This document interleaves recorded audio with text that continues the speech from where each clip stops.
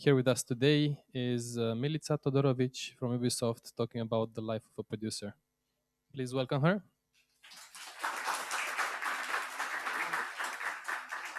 Hail. So we have a little less time than originally planned. So this is going to be a bit of a short presentation. And I know none of you want to miss the happy hour, so we'll try not to do that. Let me just see if I know how to use this. Okay, perfect. So today I'm going to talk about a little bit elusive role of a producer and what does it mean.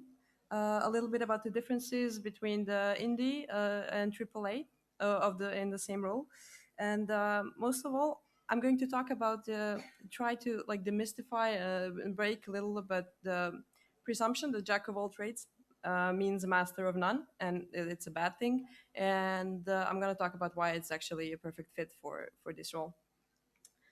So we're gonna go through a few topics. So first of all, I'm gonna tell you a little bit about myself.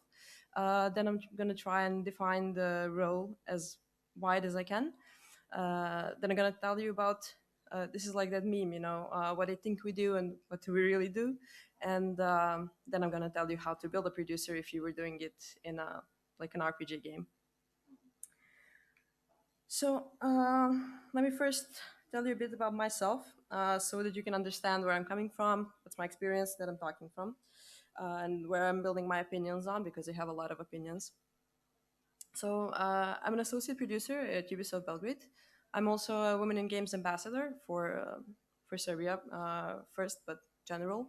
And I consider myself to be a multi-potentialite or just a millennial with ADHD. That's also a way to say it. So that means basically that throughout life, I excelled at multiple different things, but I never really tracked one to the full like specialization of a single thing. And I usually did different types of jobs. I usually have at least 3 or 4 different hobbies at the same time that I do for some time, and then I drop it, and then I see a shiny new thing, and I move forward to that. So I have about a bit more than 10 years of experience in video games, and I worked through different roles, mostly creative. I worked as an artist, creative director, game designer, whatnot. So mostly creative roles until I discovered actually a producer's role, which kind of keeps me interested because it keeps changing all the time throughout the production cycle. So it kind of gets me hooked because I always need to step up to it, basically. Um, I have more than 10 games behind me shipped. It was mostly casual PC games, adventure games as well. I did some mobile, but in the last couple of years, I moved completely to AAA or HD, however do you want to call it. And I worked on Riders Republic that got published last year, and now I'm working on AC Mirage.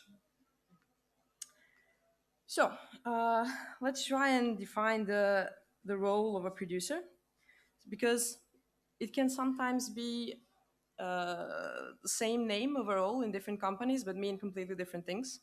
And sometimes even in the same company but in different projects, it can also mean a different set of responsibilities, basically.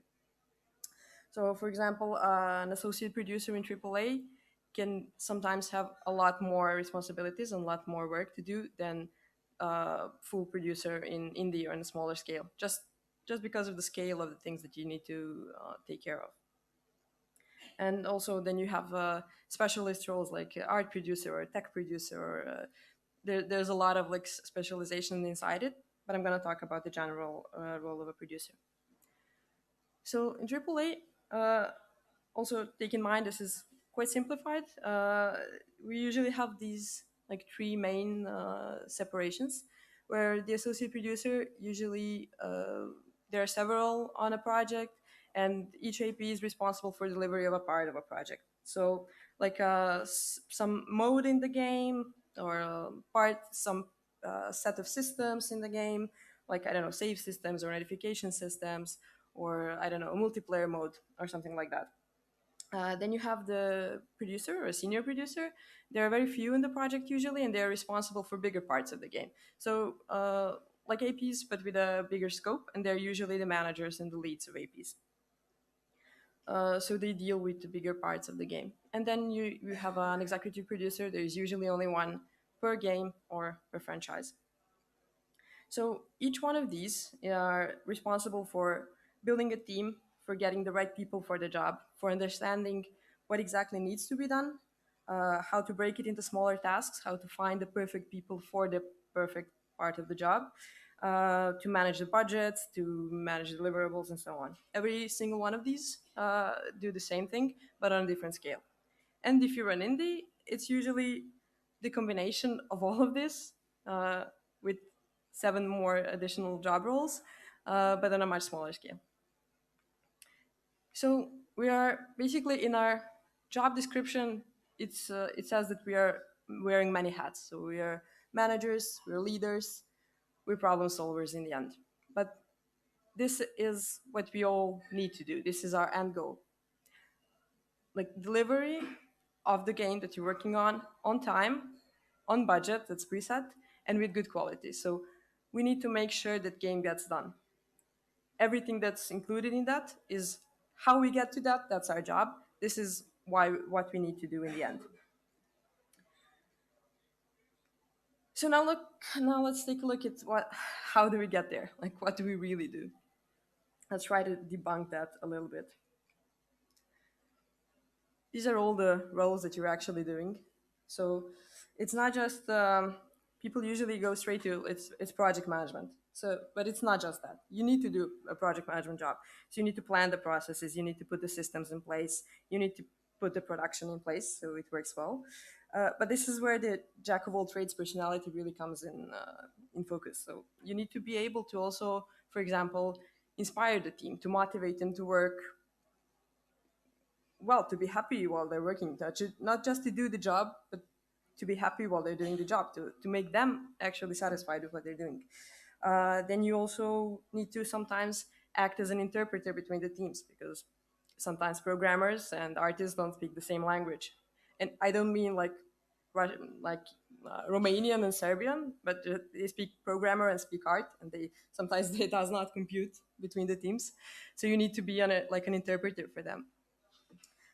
Then you need to, for example, take care of the collaborations between not just between your like transversal teams inside your project, but sometimes also with collaboration studios, with outsourcing studios, third parties, compliances, Sony, Microsoft, whatever. Then you're also like a hub of knowledge for your game. So you have the answers to, you need to have the answers to everything, and if you don't, you need to find them. So you're also like a vision evangelist for your game. You know what the game is about, and you need to make it transparent and understandable for everyone in the team, no matter where they're coming from, no matter what team they're in. You need to lead them all to the same vision in the end. You need to know how to, because you know the game so well, you need to know what's okay to cut, when to focus on other things, how to close the game. uh, there's a lot of things. And if you're indie, you just add a lot more to it. So if you're good at art, you'll also be an artist. You'll be a programmer, tester, community manager, sound designer, whatever you need, whatever you know how to do, you'll do it as a producer in the indie team. So this sounds like a little bit crazy, but it actually makes sense. Trust me. Uh, in the You have to think in three different contexts almost all the time. So we have a strategic context that is more like super long term, like 1, 3, 5 years plans for your team, what they want to do, what are your next game going to be, how are you going to build a team, build a studio, whatever is your bigger goal. Then you have like a tactical context that you're thinking on. It's more uh, mid midterm goals like milestones, some smaller releases, uh, basically just planning for the team. And then you have implementational that can sometimes be really hands-on, like working on specific features with the team or planning day to day, planning sprint-sized goals, basically. So some days, the tricky part is when you need to switch through these contexts often, and some days you switch to all three of them in the length of one day. So, for example, you'll start with stand up with the team, so you'll go really small scale, like really low level. Like you go to Jira's, talk about what they're gonna do, if they're blocked, if whatnot. Try to help them plan their day well and make sure everyone knows what they're doing. Then afterwards, you're maybe doing planning for the team for next milestone, or you're planning the release, you're organizing stuff like that. Then a programmer comes to you and says, "The AC is blowing right into me, and this guy tells it's hot, and this guy tells it's really cold." So you try to help them like navigate that. Or someone comes to you and say, like, "My keyboard's not working." So like, okay, I'm not an IT guy, but I can help you find the right person and help you unblock and stuff like that even.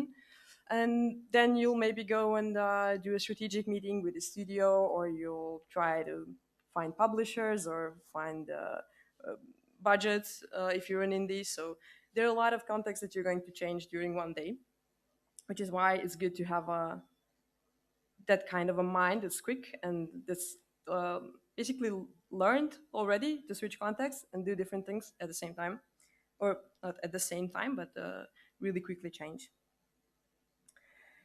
So this is this all of these things that I've talked about. Uh, Usually, you use them throughout the whole production cycle. So you have conception, then you have pre-production, then you have production, then you have live if everything goes well. And if you're indie, then you have pre-production, and then you think you planned it well, and then you're not, and then you add more stuff because it's super cool, and then you realize you're not gonna make it, then you run out of money and you cut half the game and you launch it and it's still good. So I'm gonna go back to this because maybe more legible, but the idea is all of the things that I mentioned, you're doing all of these responsibilities every day. So, but for example, you need to know how to maybe manage your energy better, regardless in regards to which phase of the production you're in. So in the conception, you'll maybe focus more on the creative side and giving the team more time, finding the buffers for them to try and fail and learn from that, and just maybe motivate them more for the creative part. And then in the pre-production, you're going to focus more maybe on really project management and setting up the processes, setting up the systems, really making sure the production is going to be as smooth as it can be.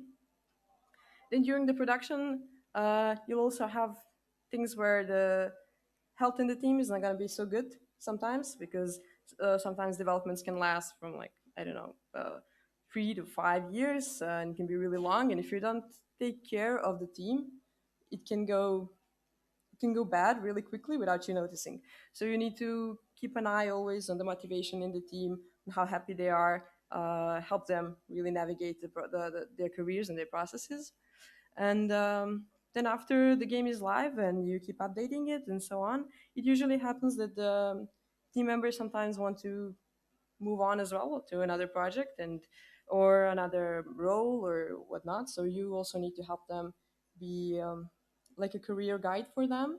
Sometimes you will need to recognize a potential in them and really help them grow it, or help them change completely the role they're working on, or help them grow in seniority and so on. So you'll do all of those things all of the time, but just in different intensity depending on the production cycle. So let's take a look. If you were to build an RPG character who is a producer, how that could look. So the most important things that you build for yourself are dexterity and wisdom, because you need to be super agile. Like that's your biggest skill. You're super agile. You can adapt really, really quickly. There's nothing that can get past you. Like your sleight of hand is amazing. So it's all like natural 20s. You want to get there. Then wisdom is really important because you need to learn from your previous experiences. You need to remember what you've done last time in your last project. Like 10 years ago, yeah, we had the same issue. Let's try to remember how we fixed it then, and you really need to have a good wisdom for that. Then charisma is would be your next, I guess, to because you need to make sure people will do what you want them to do, what you know they should do at that point. So there's that. There's a lot of negotiation when you're negotiating a new project, when you're negotiating taking the right people for your team, because if there are some people that multiple teams want, you need to have a good charisma skills, uh, persuasion, investigation, perception, so on. Constitution usually, I think, is when you launch the game and then you just keep refreshing to see the Metacritic score. You should have good cons there. Yeah. So if I were to like all jokes aside, if I wanted to just conclude with one point, go, more or less everything you do as a producer is problem solving. This is like the very core of the job, and this is what you have to build for. So, since the nature of the problems you're facing every day changes every day, they can be wildly different depending on the production cycle, depending on the project. They can be completely different, and that's why I feel if you are a jack of all trades, if you are someone who does different things, you will be able to solve these problems better. Because if you do the same thing every day, you go to job, you go to your work, you go home, you watch Netflix, sleep, repeat. If you do the same thing every day, your mind is going to be wired in the same way. So you'll be able to only solve in one way. But if you do things, if you do different things, if you have 10 different hobbies, if you worked in different positions, if you just go out and do something you've never done, your brain is going to start being wired differently and you're going to start thinking differently. And you'll be able to solve different problems in a different way. That's where the creative problem solving actually comes from. So that's that's the main point I want to make. Be a jack of all trades, do different things, and you'll be able to adapt better to the problems that you're facing. So that would be my final conclusion. Thank you.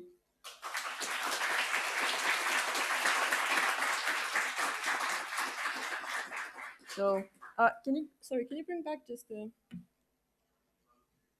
I want to leave the slide. If you wanna uh, do, I don't know, have my contacts, add me on LinkedIn or whatever. This QR code has all my socials, so feel free to do that.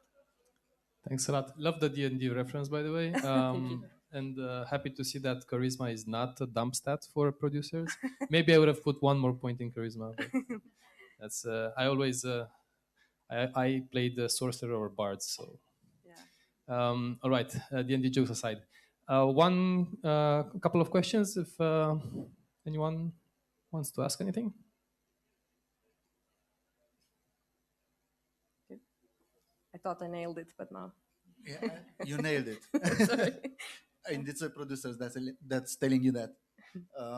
I want to ask you, what was the most difficult situation that you had to manage to solve? Oh, this sounds like a job I interview. know there are every day. I know there are every day, but there must be one that's really hard. Uh, I think it's usually with the vision. If you have someone in your team that's not aligned on what everyone else is trying to do, it can be really hard to. Sometimes it's a cultural thing. Sometimes a person can not find the same ground as the rest of the team, and it can be really hard to get them on the same page. They can be really like pushy on the other side just because they learned their ways on a previous project. The previous project was better. Previous producer was better. Previous company was better. So you always have there will always be a person like that. So I think and it keeps happening. So it's not like one situation. So you kind of learn how to navigate that, but that's always I think something that drains the most of my energy, and it usually requires the help of the other team members to help get that person in the same culture as the rest of the team is, and it usually takes a lot of time and a lot of energy. Usually it's really beneficial. Sometimes it's just not, and you have to say, okay, this is not a cultural fit for us. You're welcome. Any other questions? Hello. How do you decide if you decide to postpone the release of a game, or so let's say the game is buggy, and how do you decide if you postpone the release or you fix it through patches? Depends on the bugs, I guess. If you think the game is otherwise good and it's playable and the bugs are only sometimes, I don't know, cosmetic or not something that impacts player experience, really does not impact players' experience, then you can solve it with patches. But if player experience is hurt in any way, then I don't think you should release the game. I don't know if it answers your question.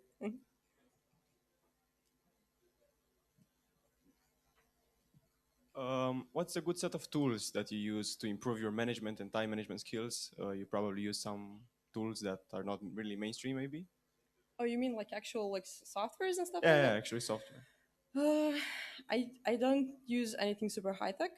I try everything. I'm an early adapter, so I try everything that shows up. But I usually end up on pen and paper.